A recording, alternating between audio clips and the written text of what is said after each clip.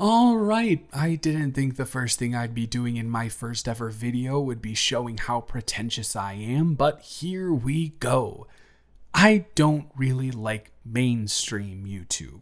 Now, what do I mean by mainstream? Well, if you want to go by statistics, I'd probably say 5 million is the cutoff, but that's not really the metric I use to gauge what pushes a YouTuber into that category. In fact, it's not really a metric at all. It's more of an eye test sort of thing.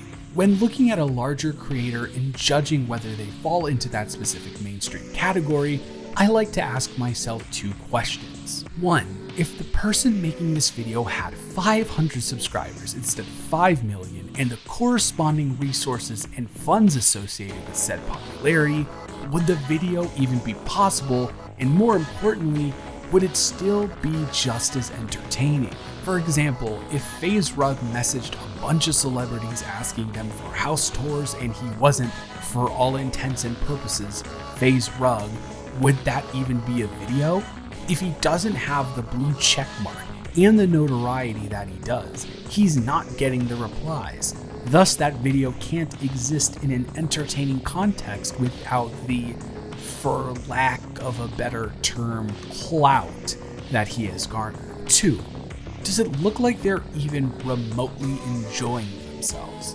I'm not trying to dunk on the FaZe folks too hard here since they're doing a great job of doing that to themselves already, but if you can find a single, and I mean single, video in his past 50 that K looks excited to be doing whatever he's doing and not just putting on a pained smile in order to pander to his young audience, I'll pin your comment because I don't have the ability to provide monetary incentive at the moment. So, taking those two guidelines into account, most channels with over 5 million subscribers do not pass my vibe check.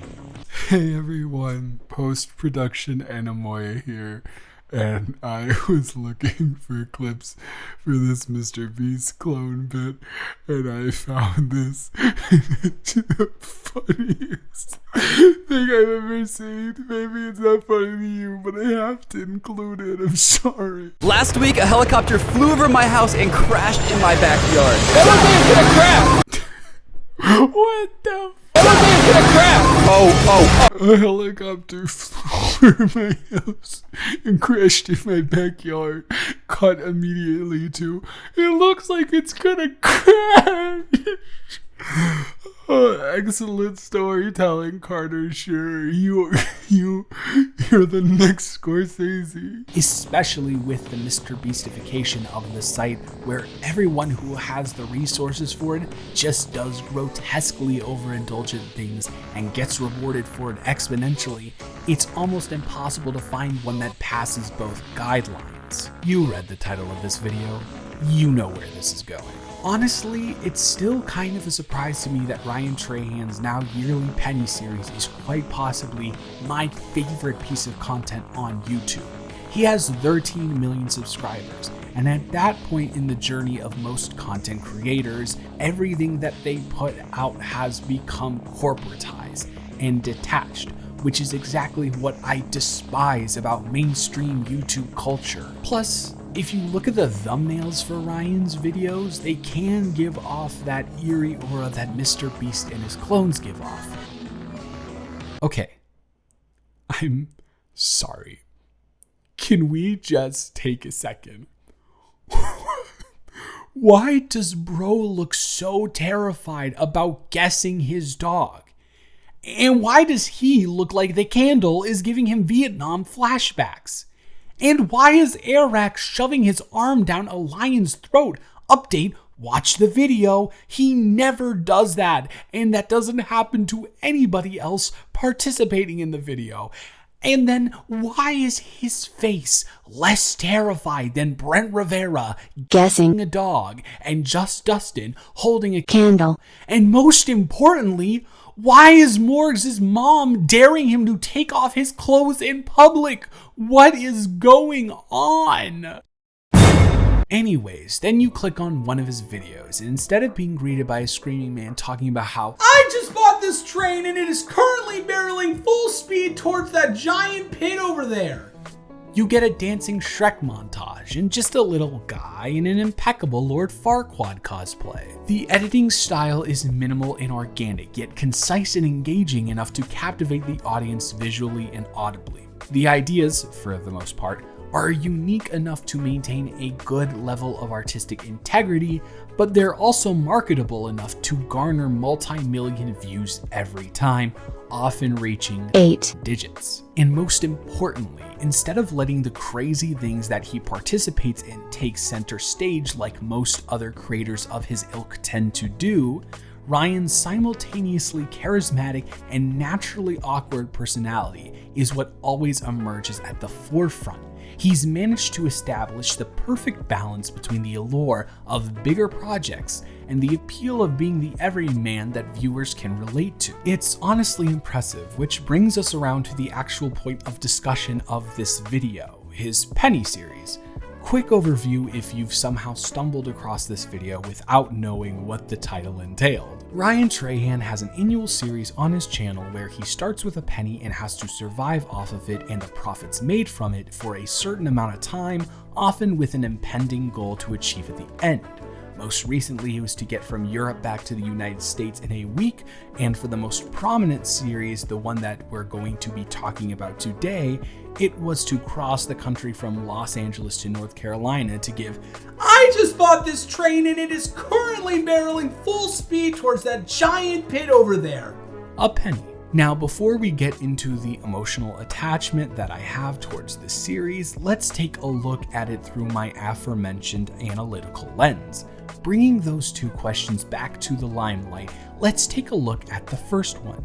If you strip away all of the perks that go along with being a big-time YouTuber, is the content both feasible and entertaining? This is a valid question, as there are definitely some benefits Ryan has that contribute to the entertainment factor of his most recent Penny series, considering that they were both fundraisers and there were lofty donation goals that had direct consequences for Ryan's journey. If he was someone with 500 subscribers instead of 5+ million, there would be a very good chance that none of those goals would be hit. And if those goals weren't hit, the intriguing story beats when a great reset hits where all of his funds are taken away for a $50,000 donation wouldn't occur and help add essential flares of dramatics to the series.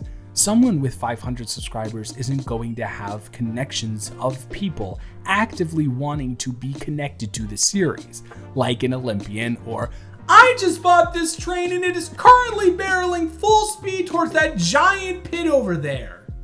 Okay, rule of 3. It's over now. He can't hurt you anymore. Also, something that is less overt is that someone with 500 subscribers wouldn't have the money to hire 2 of his best friends full-time to follow him around and film him and edit daily vlogs practically every moment of every day for a month. So, there are some things that could possibly counteract the plausibility of the average Joe executing the series in the way Ryan did. However, it absolutely could be executed on a smaller scale without said resources and still be just as engaging. How do we know this, you all ask with bated breath? Well, we know this because he's already done it himself.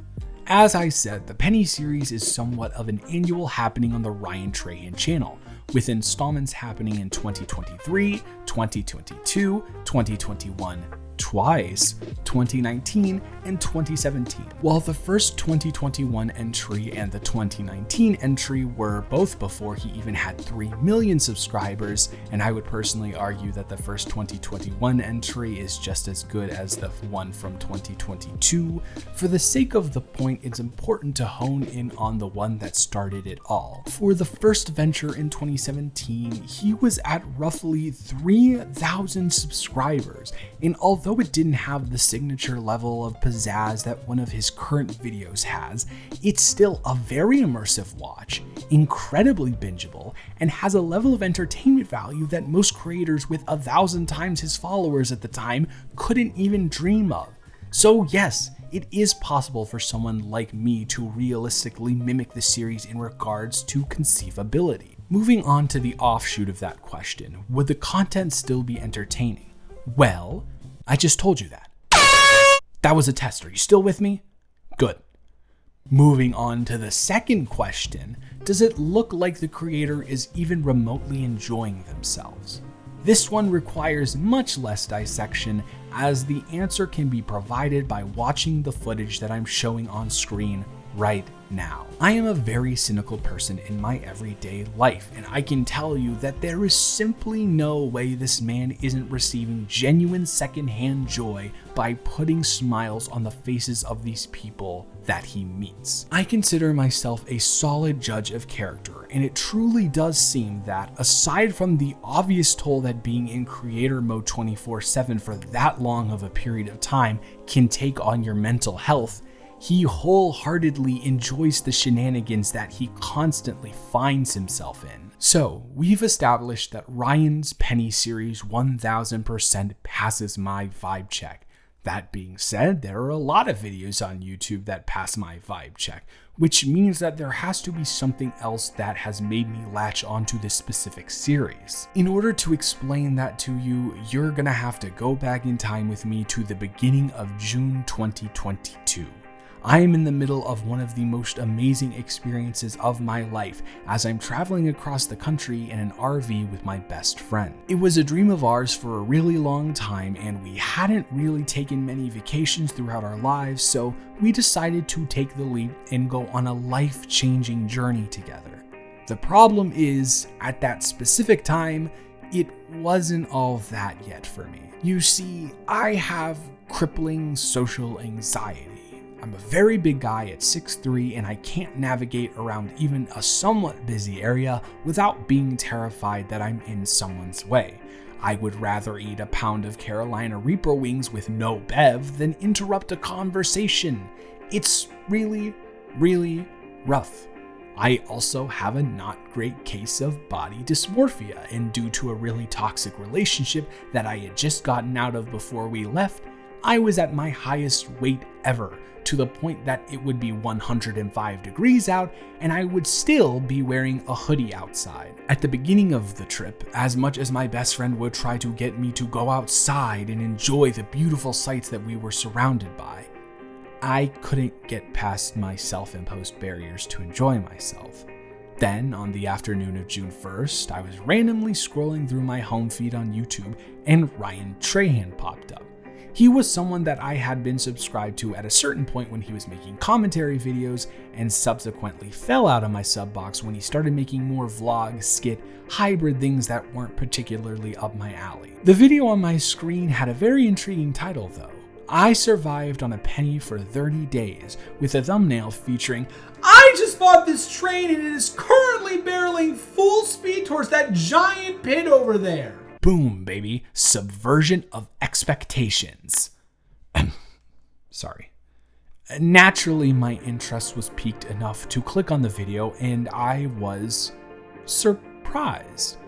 I hadn't exactly remembered Ryan having a unique style during his commentary days, but he was riveting here. It was clear that he had carved out a style of his own and cultivated a very commanding screen presence without coming off as just too much. The best part was that it seemed to come very naturally, as if this is who he had been all along, and he was finally letting his authentic self lead him to immensely successful results. It was also a much needed breath of fresh air to remind me that there are still caring and wholesome people in the world we've found ourselves in. It was such a breath of fresh air, in fact, that it was able to turn off my cynic brain that would generally question the legitimacy of the video. Needless to say, it left a major impression on me, and I continued thinking about it while going through the rest of my day. I was hooked. The next morning, I watched the second episode, and I was greeted by more of the same. For the next month, I integrated watching each episode as a part of my morning routine, and a very unusual feeling started to flow through me. I felt inspired. The way in which Ryan faced the world so brazenly and without fear, it was just something to behold. He was crossing the world just like I was, but he was approaching the experience with a vigor and wonder that I had always deprived myself of. I took a couple days to really determine why I was doing that to myself, and I couldn't come up with a good answer. At the end of the first week of June, I finally decided that enough was enough, and that was the start of the rest of my life. Over the rest of the trip, I lost 50 pounds and explored every last destination that we went to with a passion. I started to push my mental boundaries and start more conversations with people. It was terrifying, but bit by bit, those walls started to shrink in size. Now, don't get me wrong, I still have an incredibly high level of social anxiety, and my body dysmorphia is still present in my life, but I honestly don't think that I would have gotten the ball rolling if it wasn't for Ryan's series. It was such a reflection of everything that I wanted to access in my life, and seeing someone with at least a level of social anxiety just put themselves out there and make so many wonderful memories as a result was enough to make me go make my own. It was a magical moment of a piece of media showing up at the perfect time in my life to actually make a difference, and I will be forever grateful. Ryan, if you ever end up watching this, you have made such a difference with your variety of penny series. Whether it be through exposing some of the remaining positivity left in a very fledgling world, or literally raising millions of dollars for great causes, it's been nice watching it all unfold. At risk of coming off corny, I appreciate you. And I'm willing to bet that there are hundreds of stories like mine out there. I'm just glad I got mine out there. Seriously, why does he look so distraught about guessing a dog? Sorry, run the outro. Run the outro. Run. I just bought this train and it is currently barreling full speed towards that giant pit over there. Thank you so much for watching my first video. If you enjoyed it, a like or subscription wouldn't hurt. This will be a channel that mostly revolves around film video essays, but I wouldn't mind throwing some YouTuber video essays in there every once in a while, as I have done a lot of those in the past. So if you have any topics that you'd want to see in either of those two categories, let me know in the comments. This has been Anamoya, and don't forget to